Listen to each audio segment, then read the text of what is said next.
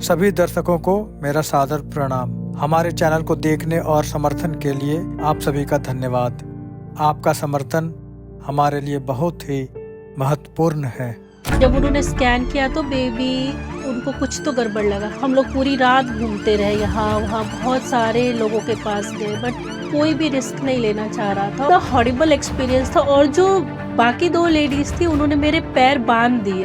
Delivery होने के बाद बेबी फिर से रोया नहीं। मेरे को लगा फिर से कुछ तो खराब हो गया है, इसलिए ये लोग झूठ कह रहे हैं कि मेरा बेबी NICU में है और ये लोग हमको बाद में दिखाएंगे। एज अ ह्यूमन बीइंग हम सबका नेचर होता है ना, हम ही क्यों, वाई मी। आज तक तो हम कभी ऐसा सोने भी नहीं थे किसी के साथ होते। बस ब्लेम गेम चलता रहता है, किसको ब्लेम किया जाए, डॉक्टर को, सिचुएशन को, या फिर उस लड़की को ही जिसके साथ ऐसा हुआ है।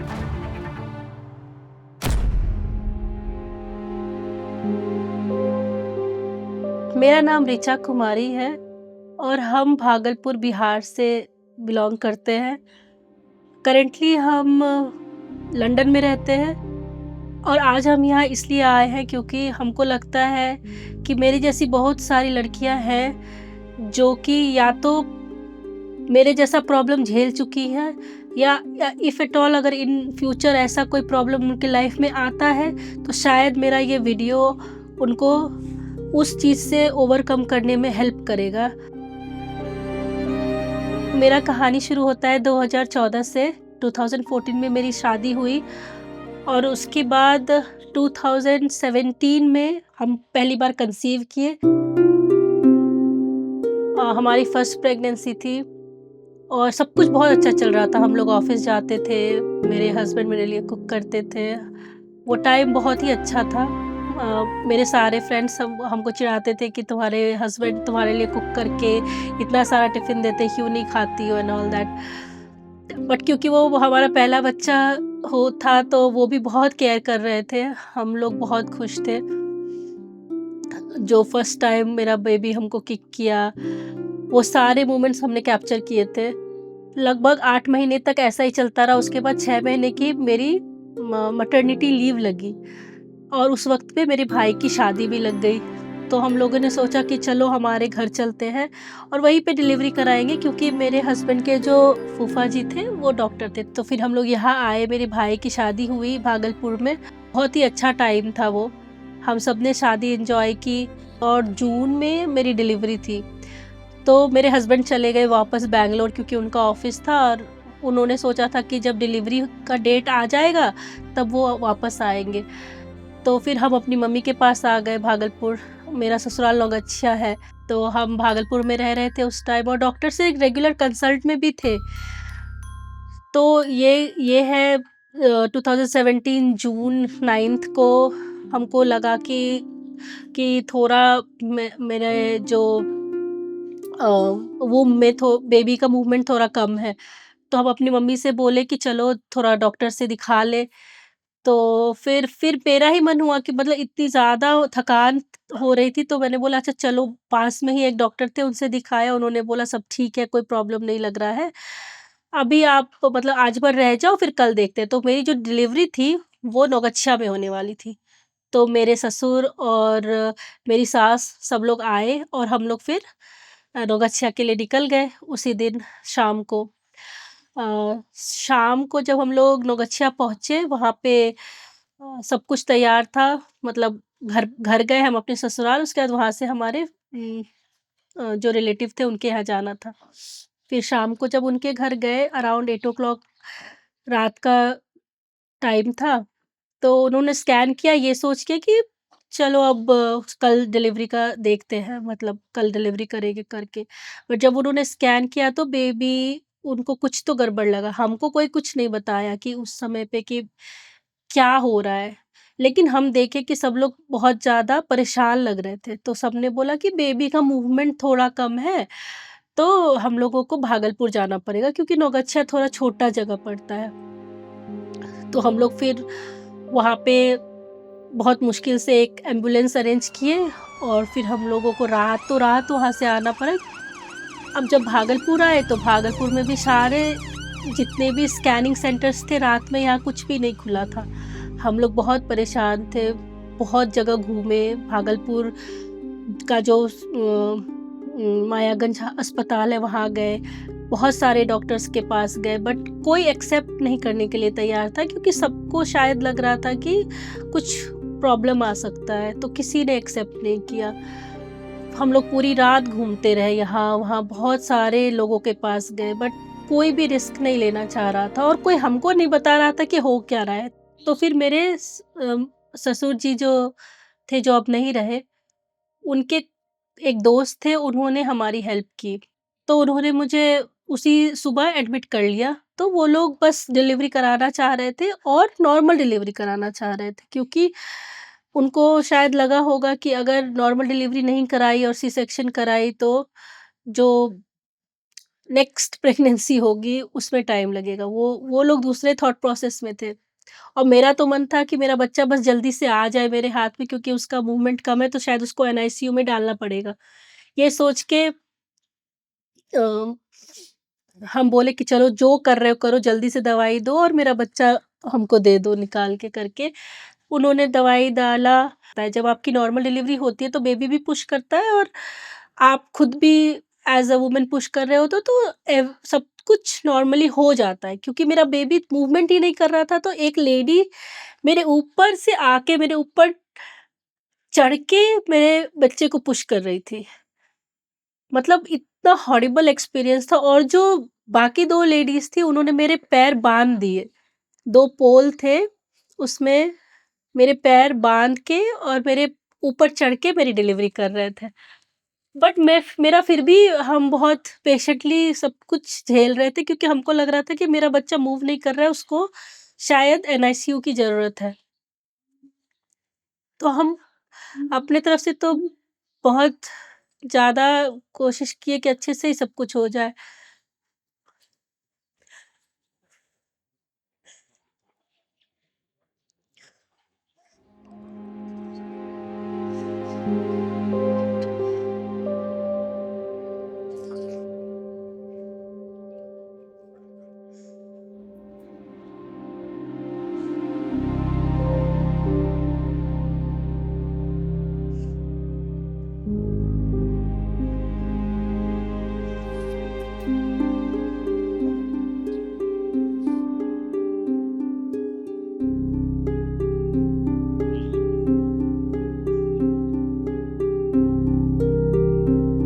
बोले कंटिन्यू कर।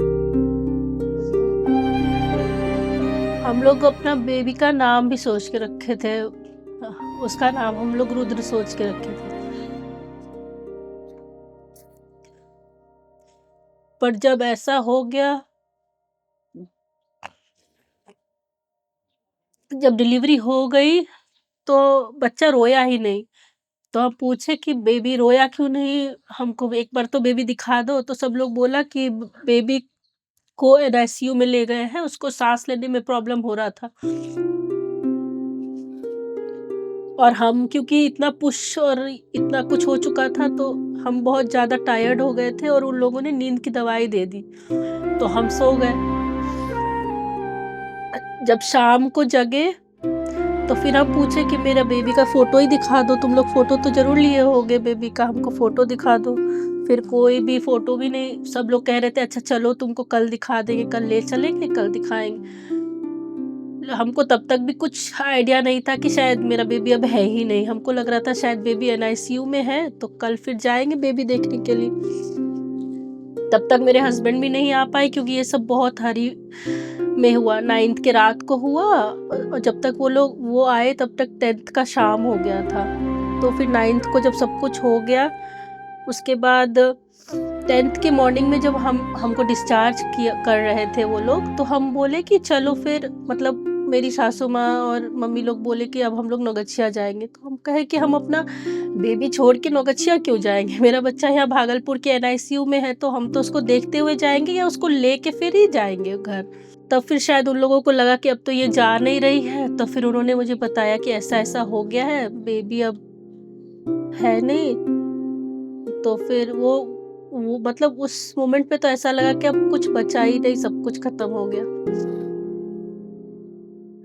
ना हमको हमको उठ के वहाँ से चलने का भी मन नहीं हो रहा था कि कहीं जाना है।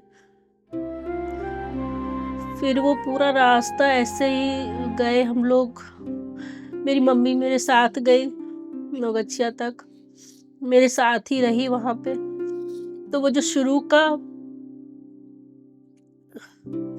12 दिन होता है वो ऐसा होता है जैसे कि कोई भी जब डेथ करता है तो 10-12 दिन तक घर में पूजा नहीं होता है।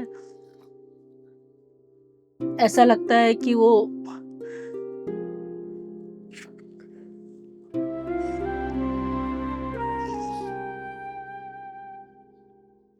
तो वो 12-13 दिन तक हम लोगों के घर में पूजा नहीं हुई। बहुत ही खराब टाइम था वो। बट मेरी मम्मी, मेरी सासू माँ सब लोग खड़े रहे मेरे साथ। मेरा पूरा परिवार साथ में खड़ा रहा। सब लोग थे बट वो जो फीलिंग होता है ना वो बहुत ही खराब फीलिंग होता है। एज़ अ ह्यूमन बीइंग हम सबका नेचर होता है ना, हम ही क्यों? व्हाई मी? मतलब मेरे साथ ही ऐसा क्यों हुआ? आज तक तो हम कभी ऐसा सोने भी नहीं थे किसी के साथ होते। तो वो बहुत खराब टाइम था और क्योंकि वो जून 10th को हुआ था और मेरा बर्थडे 26 जून को आता है, तो 12-15 दिन तक हम लोग नौगछिया में ही रहे। उसके बाद हम लोग मतलब मेरे हस्बैंड बोले कि अब हम लोग चलते हैं मतलब बैंगलोर, कि यहाँ रहोगी तो तुमको ज़्यादा परेशानी होगा, हम लोग बैंगलोर ही चलते हैं। तो फिर मेरी मम्मी बोली कि हम भी चलेंगे क्योंकि वो मेरा हालत देख रही थी। वो 12 दिन तक मेरे ससुराल में मेरे साथ ही रहीं। तो फिर मेरी मम्मी को कुछ लोगों ने कहा कि तो आपको क्यों जाना है? उसको तो बैंगलोर जाना है, वहाँ पे बस खाना बनाना है और खाना खाना है बना के, अपना हस्बैंड वाइफ रहेंगे, अब सब ठीक ही है। बस 12 दिन हुए थे इस सिचुएशन को हुए। तो लोग तो 10 तरह की बातें करते हैं कि क्यों हुआ? क्योंकि तुम शादी में बहुत खुश थी, बहुत नाची-गाई, तुम अपना ख़्याल नहीं रखी इसकी वज़ह से हो गया। कुछ लोग कहते हैं मम्मी के घर में लोगों ने ख़्याल नहीं रखा इसकी वज़ह से हो गया। हमने एक छोटा-सा फ़ोटोशूट कराया था, कुछ लोगों ने कहा उसकी वज़ह से हो गया। रीज़न चाहे जो भी रहा हो, अगर जिस लड़की के साथ ऐसा हुआ है, अगर उसके सामने आप ऐसी बातें करते हो तो उसको कैसा फ़ील होता है, ये कोई नहीं समझना चाहता है और कोई समझना चाहता ही नहीं। बस ब्लेम गेम चलता रहता है, किसको ब्लेम किया जाए, डॉक्टर को, सिचुएशन को या फिर उस लड़की को ही जिसके साथ ऐसा हुआ है। सब लोग बस रीज़न खोज रहे होते हैं, बट कोई ये नहीं समझता है कि जिस लड़की के साथ ऐसा हुआ है, थोड़ा ख़्याल उसका भी रख लिया जाए। उस बीच में मेरे हस्बैंड और मेरी सासू माँ बनारस भी गए थे पूजा करने के लिए बेबी के नाम का। फिर वो लोग वापस आए और हम और मेरी मम्मी और मेरे हस्बैंड हम लोग सब बैंगलोर आ गए। और हम पता है कि मेरी एक और फ्रेंड थी जो मेरे पास में ही रहती थी, जो कि प्रेग्नेंट थी। तो मेरा खुद का ही मन नहीं करता था कि उसके आस-पास भी जाए। क्योंकि हमको लगता था कि मेरे साथ ऐसा हुआ है, भगवान न करे कि गलती से कहीं उसके साथ भी कुछ ना हो जाए। और शायद उनके घर में भी ऐसा सोचते होंगे कि मतलब जब ऐसा किसी के साथ होता है तो ऑब्वियसली लोग सोचते ही हैं कि अभी ऐसा हुआ है तो थोड़ा दूर ही रहे, और हम खुद भी दूर रहना चाह रहे थे। इस चीज़ से बाहर आने के लिए हम अपना ऑफ़िस, क्योंकि मेरा 6 महीने का मैटरनिटी था, हम बोले कि हमको 6 महीने की मैटरनिटी नहीं चाहिए, हम वापस ऑफ़िस आना चाहते हैं। और हम अर्ली रिजॉइन कर लिए अपना ऑफ़िस, अपने आप को डिस्ट्रैक्ट करने के लिए, क्योंकि एक-एक मिनट काटना बहुत मुश्किल हो रहा था। उस बीच में मेरी एक फ्रेंड ने हमको इस्कॉन से कनेक्ट कराया। तो हम उस वहाँ से कृष्णा से बहुत ज़्यादा कनेक्टेड हो गए और हम बहुत ज़्यादा कृष्णा का चैंटिंग करते हैं। आज भी करते हैं, उस टाइम भी करते थे। वो जो कृष्णा का महामंत्र है, हरे कृष्णा कृष्णा कृष्णा हरे हरे, हरे राम राम राम हरे हरे। सो ये जो मंत्र है ये हमको बहुत हेल्प किया इस चीज़ से बाहर निकल में मतलब जब हम लोग बहुत प्रॉब्लम में होते हैं तो ऑब्वियसली सब लोग भगवान की तरफ ही जाते हैं, और मेरा भी वही था पहला रिएक्शन, हम भी उनके तरफ ही गए। और एज अ प्रोफेशन हम उस मोमेंट पे उस 6 महीने के बाद हम टैरो कार्ड सीखे। तो उस वक्त पे मेरे दिमाग में ऐसी चीज़ें चल रही थी कि बच्चा मेरा ऐसा हो गया, तो मेरे को भी वैसी ही लड़कियां दिख रही थी जिनके साथ कि ऐसा हो रहा है, जिनको हेल्प चाहिए, बट क्योंकि जब हमको हेल्प चाहिए था हमको भी हेल्प नहीं मिला था, तो उन लड़कियों को भी कोई हेल्प नहीं था। वो मेरे पास आती थी कि मेरे साथ ऐसा हो रहा है, पता है तुम्हारे साथ ऐसा हुआ, मेरे साथ भी ऐसा हुआ था, ऐसा हुआ है, मेरे पड़ोसी के साथ ऐसा हुआ, मेरे दूर के दोस्त के साथ ऐसा हुआ। तो सारी वैसी स्टोरीज़ मेरे पास आ रहे थे। तो हमको लगा कि हमको जब एज़ अ स्ट्रॉन्ग वुमन, बहुत हम अपने घर की सबसे बड़ी बेटी है और हम हमेशा से बहुत स्ट्रॉन्ग रहे, और मेरे जैसा इंसान जब सुसाइड थॉट्स आ सकते हैं, कुछ गलत करने के थॉट्स आ सकते हैं मेरे अंदर, तो जो लड़कियां इतना प्रॉब्लम्स अपनी लाइफ में नहीं देखी हैं, जो अपने घर में बहुत ही सोफिस्टिकेटेड लाइफ जीती हैं, उतना ज़्यादा प्रॉब्लम्स जिन्होंने नहीं देखा, अगर उनके साथ ऐसा हो जाए तो उनका तो और भी मुश्किल टाइम हो जाएगा। तो हमको लगा शायद हमको कुछ ऐसा करना चाहिए कि हम उनका हेल्प कर सकें।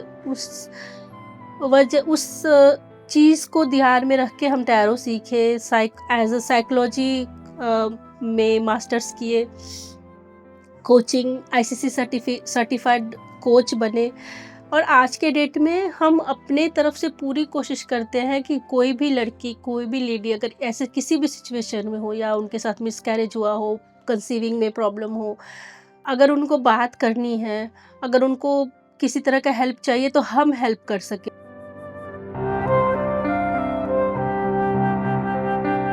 जब हम लोग भागलपुर से वापस बैंगलोर गए, तो हम बहुत ज़्यादा ध्यान अपने काम पे दे रहे थे, क्योंकि हम अपना काम शुरू कर दिए।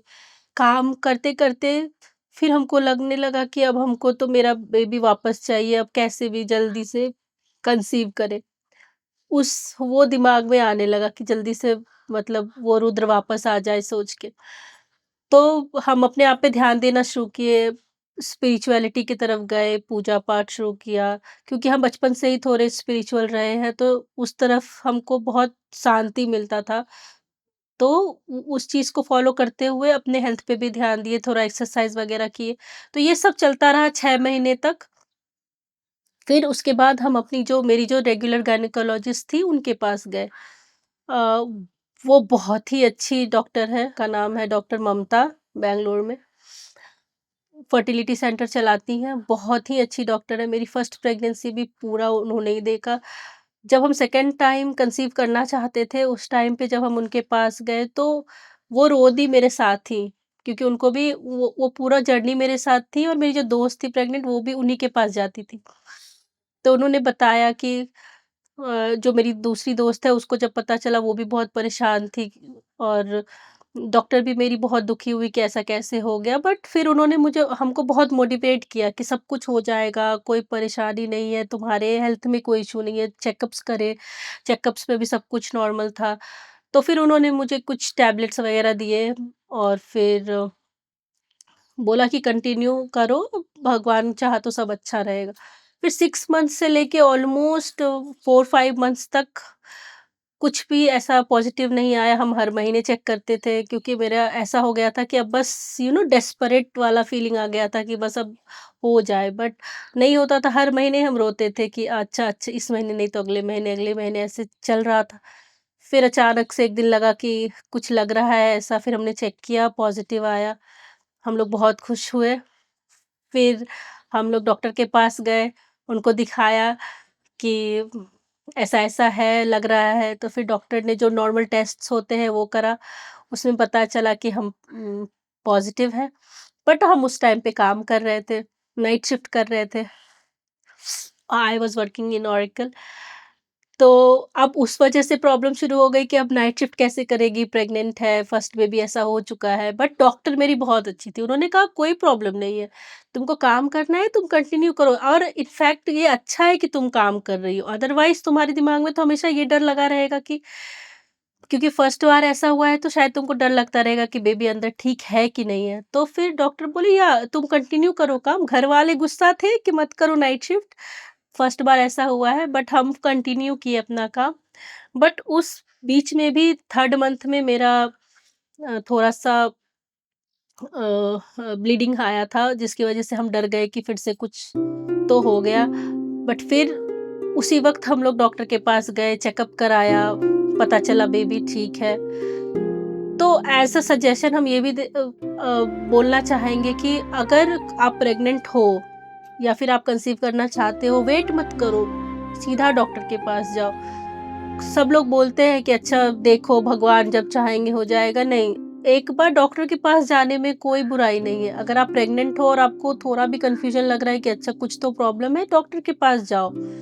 एनीवेज़ आज के डेट में तो कोई भी बिना डॉक्टर के नहीं है, आपका भी डॉक्टर होता ही है, डॉक्टर के पास जाओ। कभी भी फॉर ग्रांटेड मत लो कि हाँ ठीक ही होगा, बस अच्छा अभी घूम थोड़ा कम रहा है तो शायद जगह कम है बेबी इसलिए घूम कम रहा है, नहीं।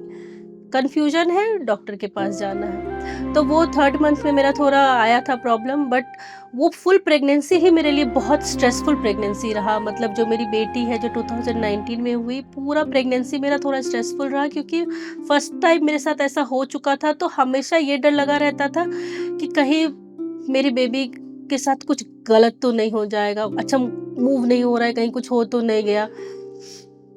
सेकेंड टाइम में हम हर वक्त किक चेक करते थे, अच्छा आज के डेट में कितनी बार किक किया। मतलब बहुत स्ट्रेसफुल टाइम था, बट भगवान की दया से सब कुछ अच्छे से हो गया। और जब डिलीवरी का डेट आया तो हम लोग बस नॉर्मल चेकअप के लिए गए थे, और अचानक से मेरे अंदर से फीलिंग आया कि नहीं मेरे को डॉक्टर से दिखाना है। डॉक्टर बोली थी स्कैन करा के तुम कल परसों आ जाना, बट स्कैन कराया और हम लोग दौड़ के, मेरा मन कर रहा था कि कुछ तो बेचैनी हो रही थी। हम बोले मेरे हस्बैंड से कि चलो डॉक्टर के पास चलते हैं। उस दिन हमारी डिलीवरी का कोई प्लान नहीं था कि आज ही डिलीवरी कराना है। हम लोग डॉक्टर के पास गए और डॉक्टर ने कहा कि तुमको एडमिट कर लेते हैं। हमने कहा कि थोड़ा बेचैनी हो रहा है। डॉक्टर ने बोला ठीक है चलो तुमको एडमिट कर लेते, चेक करते। जब उन्होंने वो मशीन लगाया और चेक किया तो पता चला कि बेबी का हार्ट बीट ऊपर नीचे हो रहा है। और मेरा मन था कि अगर हो सकता है तो नॉर्मल डिलीवरी कराते हैं, क्योंकि बेबी का हार्ट बीट ऊपर नीचे हो रहा था। तो डॉक्टर ने बोला कि नहीं हम लोग सी सेक्शन करते हैं। जब सी सेक्शन करके मेरी बेटी को निकाला गया तो उसका एक पैर पूरा ब्लू था पूरे दिन के लिए, क्योंकि वो जो है ना वो कॉर्ड जो होता है वो अपने गले में लगा ली थी, उसकी वजह से उसको ऑक्सीजन की कमी हो रही थी अंदर। तो जब उसका डिलीवरी हुआ तब हमको लगा कि अगर शायद 1-2 दिन और लेट हो जाता डिलीवरी में तो कुछ तो हो सकता था। तो इसलिए हम कह रहे हैं कि अगर कल को आप भी प्रेग्नेंट हो और आपको थोड़ा भी ऐसा लगे कि कुछ तो गड़बड़ है तो सीधा डॉक्टर के पास जाओ। खुद पे ट्रस्ट मत करो, क्योंकि आज के डेट में हम लोग as a working women, career women, हम लोग सोचते हैं कि एक लेवल पे पहुंच जाए फिर प्रेगनेंसी करेंगे। वो करते करते बाय डिफ़ॉल्ट हमारा एज जो है वो थोड़ा ऊपर हो जाता है। मतलब नॉर्मल जो प्रेगनेंसी का एज कहते हैं बिटवीन 25 टू 30 या फिर 20 टू 30 ऐसा हो जाना चाहिए। अगर आप 30 क्रॉस करते हो तो फिर आपका कॉम्प्लिकेशन शुरू हो जाते हैं। तो जब आप ऐसे सिचुएशन में हो तो अगर आप अपने करियर को दे रहे हो इतना इम्पोर्टेंस, तो बेबी भी अगर आप करना चाहते हो तो obviously you have to go to the doctor. मतलब डॉक्टर के अलावा कोई ऑप्शन नहीं है हमारे पास। तो जभी भी आपको ऐसा लगे तो हेजिटेट नहीं करना, डॉक्टर के पास जाना है। तो फिर मेरी जब बेबी हो गई उसके बाद उसको 2 मतलब 20 मिनट 10-20 मिनट्स के लिए ऑक्सीजन में रखा गया, बट फिर वो लोग मेरी बेबी को डिलीवरी के बाद मेरे पास ले आए। तब मेरे को लगा कि हे भगवान, मतलब सब कुछ बहुत अच्छे से हो गया। फिर जब हम 3rd टाइम प्रेग्नेंट हुए 2021 में, उस टाइम पे कोरोना का 2nd वेव चल रहा था। 2nd वेव के टाइम में मतलब प्रेगनेंसी तो सब स्मूथ चला। इनिशियली थोड़ा प्रॉब्लम उस प्रेगनेंसी में भी था। तो उसमें हम लोग अपने घर उस टाइम पे भी नौगछिया आए हुए थे।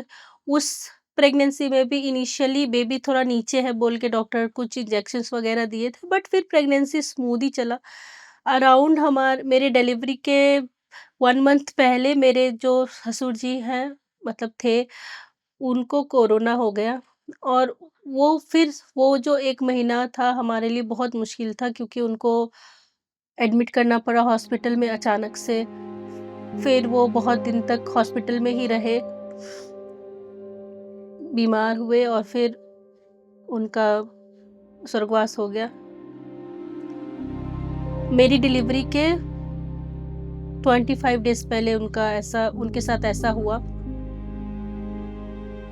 तो फिर वो टाइम भी मेरे और मेरे हस्बैंड के लिए बहुत मुश्किल था, क्योंकि हम लोग बैंगलोर में थे और मेरे ससुर जो हैं वो सिलीगुड़ी में एडमिट थे।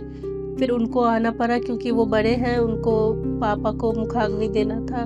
वो आए यहाँ, हम लोग वहाँ अकेले थे, यहाँ पे भी वो लोग भी परेशान थे। फिर वो समय भी हमारे लिए बहुत ही मुश्किल का समय था। यहाँ पे सारे काम ख़त्म करके मेरे पति और मेरी सासू माँ फिर वापस बैंगलोर आए।